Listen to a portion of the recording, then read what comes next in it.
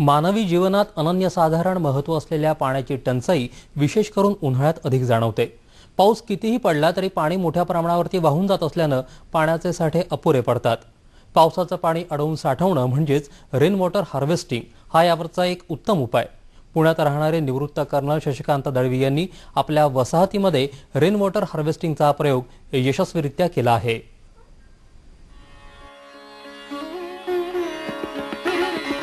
आपल्या 10 मजली इमारतीच्या गच्चीवर म्हणजे सुमारे 10,000 चौरस फूट क्षेत्रफळाच्या जागेवर रेन वॉटर हार्वेस्टिंग क्षेत्रातले तज्ञ निवृत्त कर्नल शशिकांत दळवी यांनी 2002 साली हा रेन वॉटर हार्वेस्टिंगचा प्रयोग सुरू केला।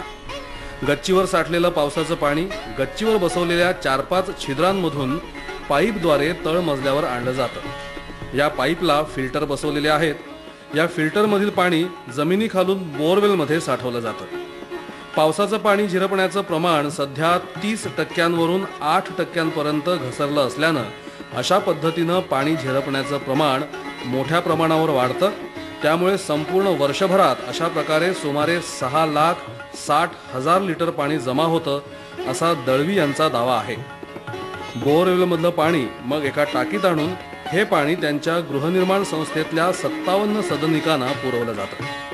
पूर्वी 3 टँकर लागणाऱ्या दळवी यांच्या वसाहतीला आता टँकर बिलकुल लागत नाही। उन्हाळ्यातही दर दिवसाला 8 ते 9 तास सहज पाणी पुरवठा होतो।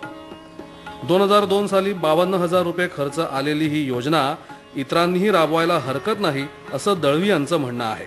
मी वेगवेगळ्या ठिकाणी परिसंवाद करून लोकांना मुफ्तमध्ये माहिती देऊन लोकांना मी जागरूकता आणण्याचा नेहमीच प्रयत्न करत असतो। आपल्या सर्वांना माझी ही विनंती राहील की ज्यांना याची माहिती हवी असेल त्यांनी मला जरूर संपर्क साधावा। मी त्यांना पूर्णपणे सर्व माहिती देईन। या योजनेला पुणे शहरात कसा प्रतिसाद आहे आणि पुणे महानगरपालिका त्यासाठी काय सवलती देते याविषयी पुणे महानगरपालिकेच्या कर आकारणी कर संकलन उपायुक्तांनी माहिती दिली आहे। पुणे महानगरपालिकेने याच्यामध्ये मिळकत धारकांना प्रोत्साहन देण्यासाठी आपण आपले ज्या मिळकत कर आहे या मिळकत करामध्ये सवलत देण्याची योजना सन 2007-8 पासून सुरू केलेली आहे। जे मिळकत धारक या योजनेचा प्रकल्प राबवतील अशा मिळकत धारकांना त्यांच्या मिळकतीमध्ये 5% करामध्ये सवलत देण्याची योजना चालू केलेली आहे। सध्या पाऊस पडतोच आहे, त्यामुळे प्रत्येकानं वॉटर हार्वेस्टिंगचा गांभीर्यानं विचार करायलाच हवा। रेन वॉटर हार्वेस्टिंग विषयी अधिक माहिती देण्यासाठी निवृत्त कर्नल शशिकांत दळवी आज आपल्या स्टुडिओत आले आहेत। नमस्कार सर, 9:30च्या बातम्यांमध्ये आपलं स्वागत। थँक्यू। गेल्या काही काळापासून आपण पाहतो की पाण्याची टंचाई खूप वाढत चालली आहे। ही अचानक एवढी तीव्रता का त्याची निर्माण झाली? खरं बघायला गेलं तर ही अचानक तीव्रता निर्माण झालेली नाही। 1951 पासून आजपर्यंत भारताची लोकसंख्या 3 पटीनं वाढली। 3 पटीनं लोकसंख्या वाढली आणि आपल्याकडे जे जगातल्या गोड्या पाण्याचा साठा जो आहे त्याचा 4%च फक्त भारताकडे आहे। त्याच्याबरोबर जे सरफेस वॉटर जे आता आहे आपलं शहरीकरणामुळे वाढत्या पॉप्युलेशनमुळे पूर्णपणे दूषित पाणी म्हणजे जेवढं सांडपाण्यावर प्रक्रिया करण्याची आज तेवढी कुवत कॉर्पोरेशनमध्ये म्हणा किंवा ग्रामपंचायतमध्ये नाही। त्यामुळे सर्व ते पाणी न ट्रीट करताच आपण नदीमध्ये सोडून देतो। त्याच्याबरोबरीनं आज 60% भूगर्भातलं पाणी आपण शहरामध्ये पाणी पुरवठ्यासाठी वापरतो। त्याचप्रमाणे 80% ते पाणी आपण खेडेगावात वापरलं जातं। म्हणजे आपण एका बाजूला पाण्याचा उपसा करतो। शहरीकरणामुळे शहरात जागोजागी कॉन्क्रीट झालं, बिल्डिंग वगैरे आल्या, त्याच्यामुळे पावसाचं पाणी झिरपण्याचं प्रमाण 30 ते 35% 7 आणि 8% आलं। म्हणजे पाण्याची पातळी देखील भूगर्भातली खाली होत चालली। पाण्याचा उपसा एका बाजूला होत आहे। सरफेस वॉटर आज प्रदूषित झालेलं आहे। ह्याच्यामुळं आज पाण्याची तीव्रता वाढलेली आहे। म्हणजे आपला जो निष्काळजीपणा आहे, पाण्याकडे बघण्याचा जो चुकीचा दृष्टिकोन आहे, तर ह्याला मात देण्यासाठी जो तुमचा महत्त्वाचा विषय आहे रेन वॉटर हार्वेस्टिंग, तो कितपत उपयोगी ठरेल आणि मूळ संकल्पना काय याची? आता जर आपण आधी पहिला पोर्शन घेतला, आधी आपण म्हणतो किंवा हे रेन वॉटर हार्वेस्टिंगमुळे खूप फायदा होतो आणि ही काही नवी कल्पना नाही।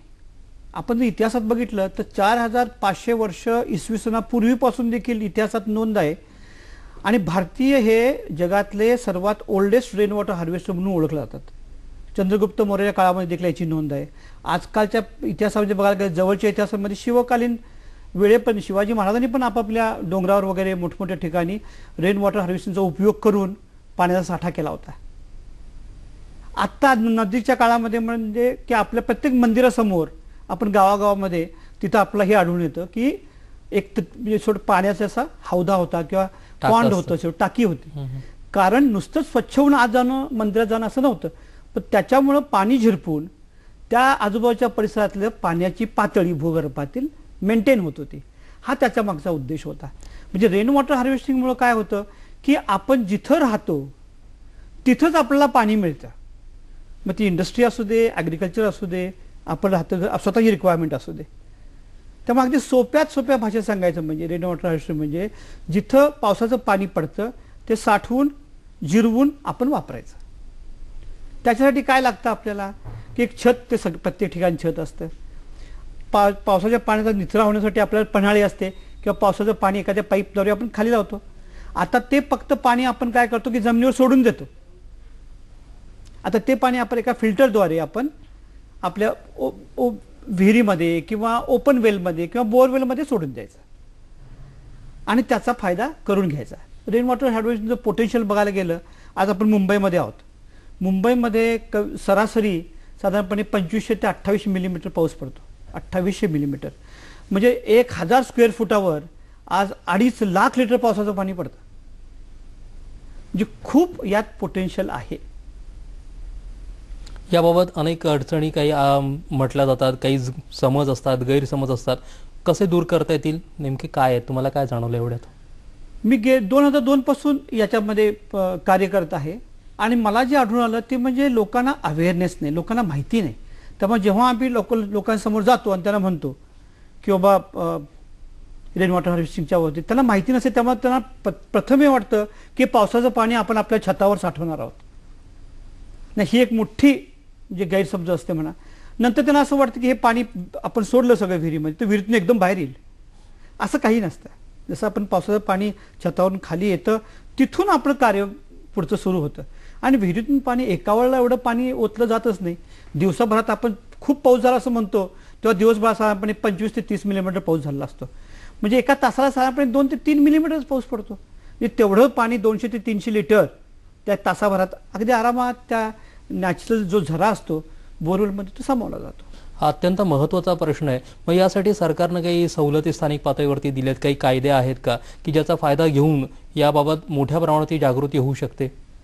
हो, आहेत ना. आता सर्वात आधी आपण फायदा बघायला गेला तर रेन वॉटर हार्वेस्टिंगचा फायदा मी थोडासा माहिती देतो की जिथं आपण राहतो तिथं पाणी मिळतं. पण त्याच्याबरोबरीनेच महत्त्वाचा जो फायदा होतो तो म्हणजे की आपल्या जवळच्या क्षेत्रातलं पाण्याचं जे भूगर्भातलं पातळी आहे ती वाढते. आणि तिसरं महत्त्वाचं म्हणजे फ्लडिंग कमी होतं. आज छतावरून येणारं पाणी आता रस्त्यावर वाहून जातं, शहरामध्ये घ्या कुठेही म्हणा. पण ते जर पाणी आपण जिरवायचं ठरवलं तर तेवढं पाणी रस्त्यावर येणार नाही. आता ह्याच्यासाठी सरकारनं 2002 पासून आपण महाराष्ट्र गव्हर्नमेंटबद्दल बोललो तर 2002 मध्ये महाराष्ट्र गव्हर्नमेंटनं शिवकालीन पाणी संघटन योजना म्हणून एक GR पब्लिश केला होता. त्याच्या अन्वये त्यांनी सर्व सरकारी शासकीय इमारतीवर रेन वॉटर हार्वेस्टिंग करावं असं कंपल्सरी केलेलं होतं. आपलं काय आढळून येत नाही.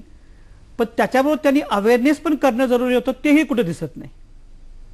आज पुणे म्युनिसिपल कॉर्पोरेशन, आता जसं आपण ऐकलं की त्यांनी 5% प्रॉपर्टी टॅक्समध्ये जे लोक करतात त्यांना रिबेट दिलेला आहे. परंतु कायदा जरी असला पुण्यामध्ये की 2007 पासून किंवा मुंबईमध्ये देखील नव्या प्रत्येक बिल्डिंगवर रेन वॉटर हार्वेस्टिंग करणं जरुरी आहे, बिल्डरनं करणं. पण आम्ही सर्वत्र नेहमी बघतो की कुठलाही बिल्डर हे रेन वॉटर हार्वेस्टिंग करत नाही. सर्वसामान्य माणसांना किंवा कुठल्या सोसायटींना जर करायचं असेल तर समाज घटकातल्या प्रत्येक कानाकोपऱ्यापर्यंत जर पोहोचायचं असेल तर त्यांना शक्य आहे हा प्रकल्प राबवणं? हो, अगदी. म्हणजे अगदी आदिवासी पाड्यापासून देखील आम्ही केलेल्या आहेत हे काय काय गोष्टी. म्हणजे आमच्या काही ग्रुप्स होते ओळखी, त्यांनी केलं होतं, आम्ही स्वतः जाऊन बघून आलो. अतिशय सोपी कल्पना आहे.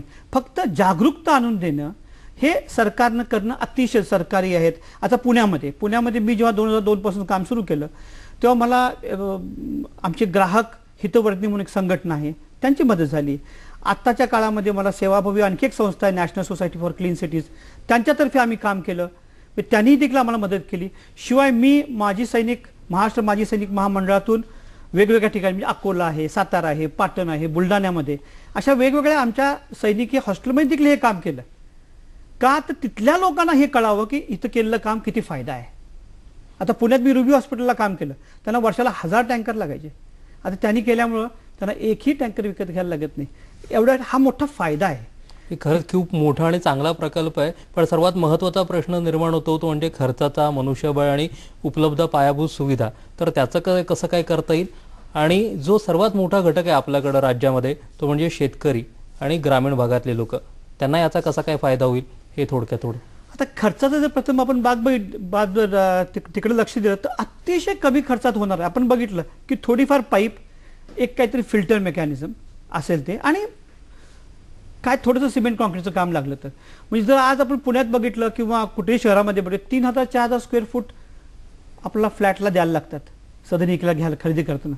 पण त्याच्या 1% मध्ये देखील आज तेवढाही खर्च आज लागत नाही एक सिस्टम तयार करायला. आणि शेतकऱ्यांसाठी तुम्ही आणि सांगत होता. शेतकऱ्यांसाठी कसं आहे की शेतकऱ्यांनी जर आपापल्या ठिकाणी जर पाणी जिरवलं, आपल्या स्वतःच्या उपयोगासाठी पण जरी पाण्याचा उपयोग करून घेतला आणि छतावर जसं पाणी म्हणलो तर डेफिनेटली त्यांना ह्याचा खूप मोठ्या प्रमाणात उपयोग होईल. सर, तुम्ही आज इथे आलात, इतकी छान माहिती दिलीत आणि याचा नक्कीच आपल्या सगळ्या राज्यातली जनता फायदा करून घेईल. तुम्ही इथे आला त्याबद्दल धन्यवाद. मी ही दूरदर्शन केंद्र मुंबईचा अत्यंत धन्यवाद. आताच आपण पाहिलं ते रेन हार्वेस्टिंग बद्दलची माहिती. आता वळूयात पुढील बातम्यांकडे.